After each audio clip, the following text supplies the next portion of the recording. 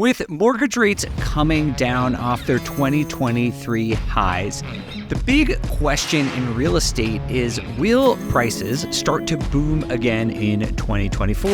Are we going to see a much more competitive housing market in the coming months, whether you're a buyer or seller? Today, we're going to jump into these important questions. And to have this conversation, I'm joined by Skylar Olsen, the Chief Economist at Zillow. Skylar, thank you so much for joining me today. Yeah, thanks for having me. This is an interesting time to be looking at housing markets and figuring out what comes next. It certainly is, and I appreciate the support here. It is hard to look at this and wade through it alone, so super excited to have your expertise here on the show today. And we're going to take a snapshot sort of look across different market trends to help you all understand what is happening with this sometimes confusing housing market. Skylar, let's start with the big topic that everyone's been wanting to hear more about, which is mortgage rates. So can you just give us an overview of what's going on with mortgage rates over the last few months? If we were gathering 3 months ago, mortgage rates were above 7%. That means a new homeowner would probably spend more on a monthly basis to buy that home than, say, rent it.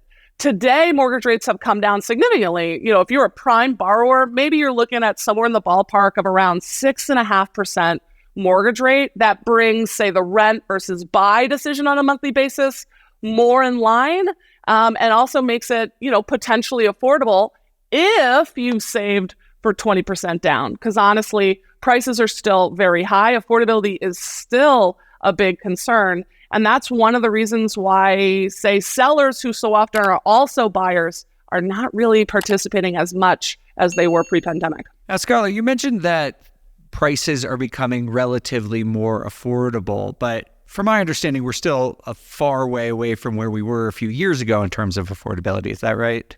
Absolutely. Home prices are still up around 40% from pre-pandemic. That's a very significant change. That's most certainly outpacing most people's incomes. So when we're talking about prices, that's still a challenging picture to afford. Prices fell for a hot minute.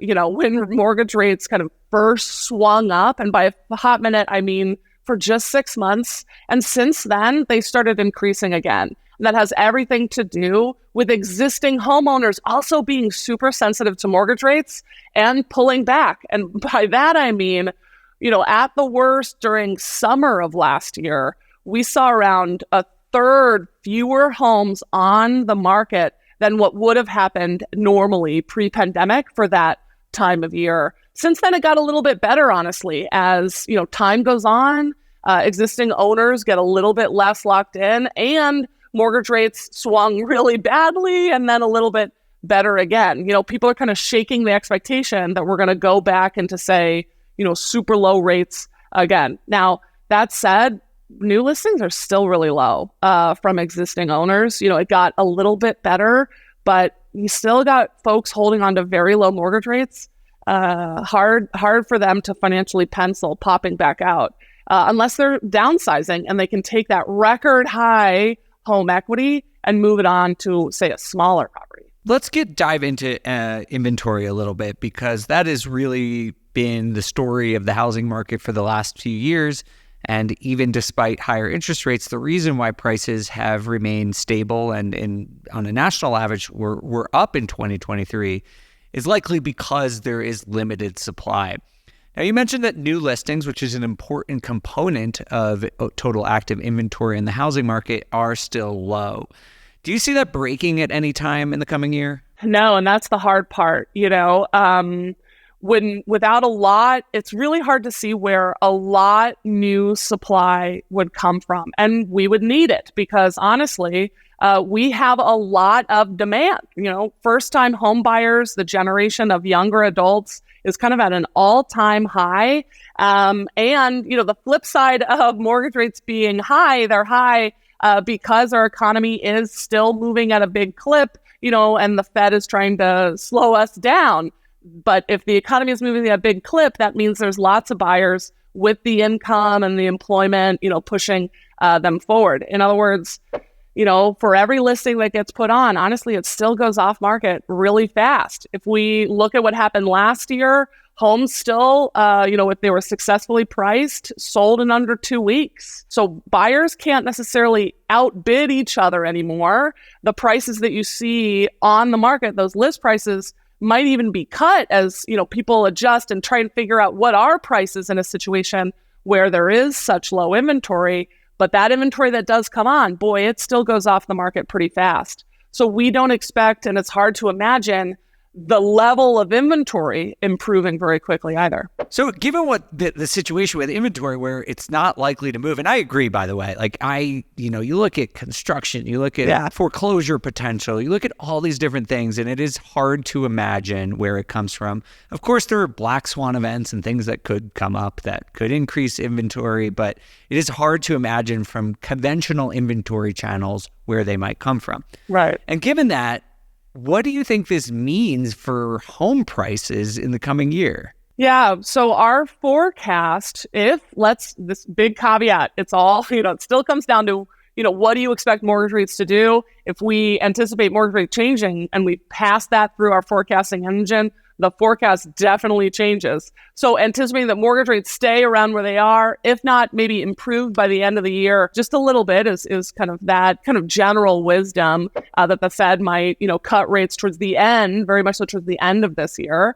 Under that, we forecasted prices to increase 3.7% over the next year. To give you a ballpark of what that means, that is slower than pre-pandemic growth, but a bit on par with just the historical average. And by historical average, I mean, the whole history that we have that includes that boom and bust cycle. So in other words, what we're forecasting forward for prices is a bit softer than that pre-pandemic heat. Housing markets were kind of revving up just pre-pandemic, but ultimately on par with that long run average, not flat, like I think, or even falling that other people or lots of people might hope for, particularly maybe first-time home buyers, or even anticipate when we think about high mortgage rates. That said, that's a home price index. A buyer and, honestly, a seller too are going to interact much more closely through that list price. And in that, what we're seeing is around 1 in 5 of those list prices that you see on the market right now have received a price cut. That shows us that there is a lot of uncertainty about what the price is for a home. So there's a good value there in working with a skilled and experienced agent at this time to get that kind of successful experience and navigate a market where there aren't a lot of comps, right? There aren't a lot of sales happening. And so there's a bit more nuance with how to navigate. I see, at least in my experience, the market sort of bifurcating where there are certain deals, certain properties that are priced well, they sell really quickly. There are other ones where they are either priced really high. I actually bought a property a couple of weeks ago that was priced extremely low, and there was huge competition. There was, dozens of offers on it, and it just makes it really challenging to know how to bid and how to approach the market right now because there's just not consensus on value in the way that you normally expect. Yeah, absolutely. We actually see very similar things in our data. I mentioned earlier that homes that sold in March of last year took less than 2 weeks to sell. And we're looking sort of like last year, but a little bit more in favor, of the buyer. So maybe that's what we anticipate this year as well. But those are homes that went pending in that month. If I talk about, well, how old is a typical home when I go on Zillow? At that time last year, it was more like 30 days. In other words, there's lots of homes that are spending a lot longer to sell. And it's unclear sometimes whether or not, say, that's a home that needs a lot of work. And honestly, it's hard to get a new construction loan at this time if mortgage rates are high and credit is tight. Or is that a property that's mispriced? And maybe the seller is having a hard time, bringing down what they expect from that sale. And honestly, that's understandable too, at a time when we're watching property tax bills increase very quickly. And in some areas of the country, insurance premiums change a lot. That's not something the seller experiences, but that's something that buyer is intimately aware of. And them coming together and figuring out what that price is, that's a challenge. Skylar, before we move on from prices, what would you say to folks who see affordability close to 30, 40-year lows? It is improving, but don't understand or are having a hard time believing that prices can keep going up from here. The thing you got to understand about prices, and rather if you think about mortgage rates, right, your intuition is, hey, look, it's so unaffordable. Mortgage rates are so high, it's harder to qualify. Fewer buyers can move forward. What gives? Why wouldn't the prices then come tumbling down? The intuition here is 70% of sellers are also buying. So the seller is also pretty sensitive to high mortgage rates as well. And when that supply pulls back, prices have everything to do with competition.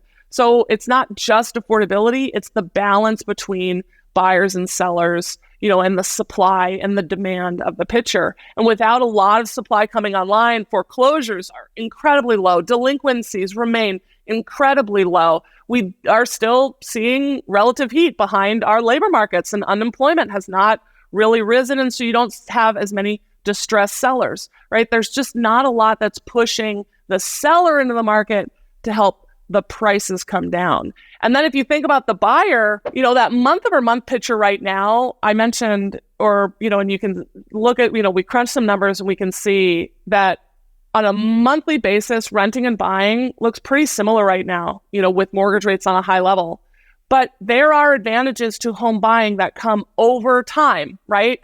So the leverage of getting the appreciation on the full value of the home, but you only had to put up 20% down, or, the forced savings of paying more and more of your payment goes down to principal, there are tax benefits, right? There are things that make this decision beneficial so long as you stay for an extended period. And turns out the current generation is kind of like the last one and still anticipates doing that in their lives, right? Having kids, settling down, staying in one place. The dream of homeownership is alive and well in our minds. It's whether or not you can execute it. And that's why prices aren't falling, right?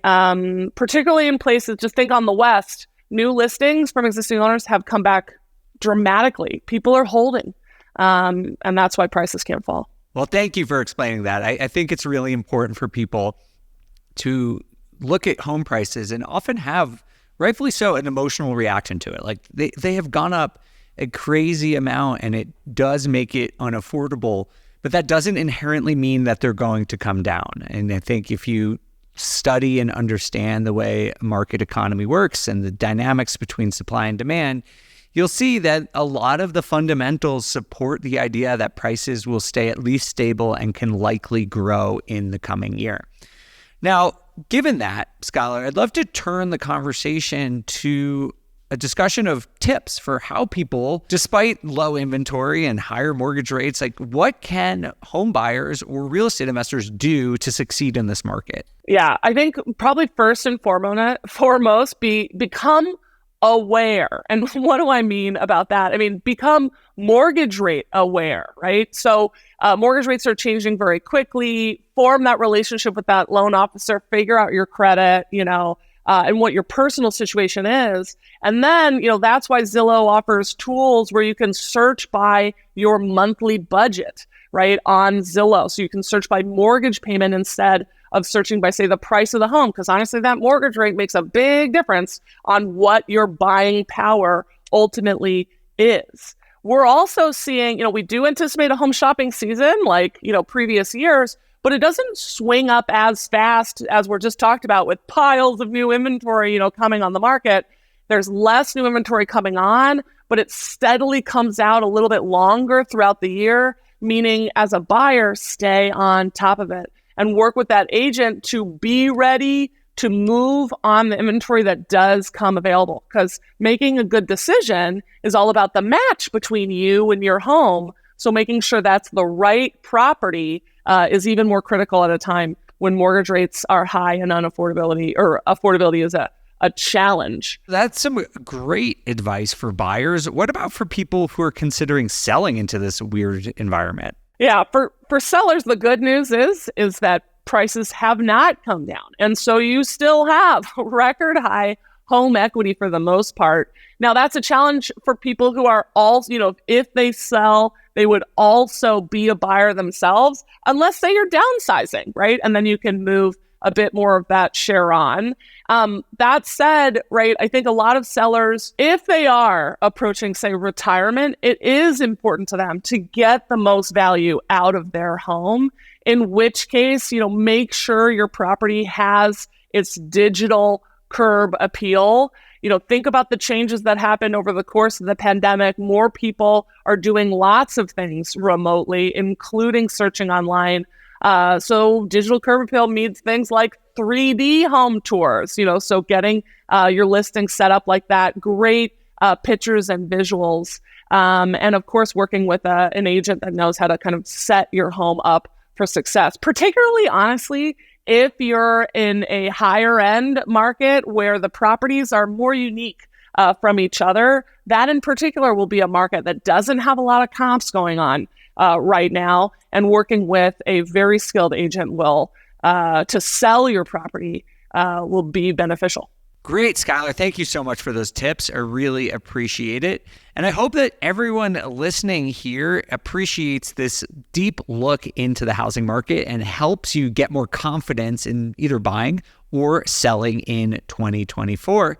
Skylar, thank you so much for your time. I really appreciate you coming and joining us today. Hey, thank you so much for having me. I hope we can talk again. New data drops every month. And where can people find some of the research and data that you've been talking about today? Zillow economic research team publishes everything that we create on Zillow.com/research. And there you can find a bunch of interactive data dashboards that can help you explore real estate data in your area, even all the way down to the zip code level, actually. So check that out.